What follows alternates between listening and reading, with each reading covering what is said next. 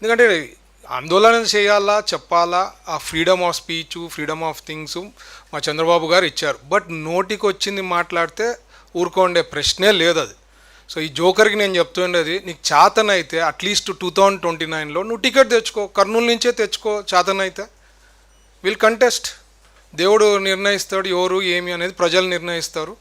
And you can దాన్ని బట్టి తీర్పు బట్టి ఇట్ విల్ బి దేర్. ఎందుకంటే నువ్వు జోకర్ అని చెప్పే నీకు టికెట్ ఎక్కడ ఇస్తలేరు. ఓన్లీ నీకు మాటలు మాట్లాడేదానికి తప్ప మీ వైఎస్ఆర్సీపీ పార్టీ వాళ్ళు నీకు ఇచ్చే పరిస్థితి లేదు. ఎందుకంటే నువ్వు వెరీ యంగ్ ఏజ్లోనే జైలుకు పోయి వచ్చినావు, మర్డర్ కేసులో ఇన్వాల్వ్ అయినావు. అప్పుడు బైరెడ్డి రాజశేఖర రెడ్డి గారిని కూడా అనవసరంగా ప్రాబ్లం క్రియేట్ చేసినావు. సో ఇట్లాంటివన్నీ నీ గురించి చెప్తా పోతే చాలా ఉంది.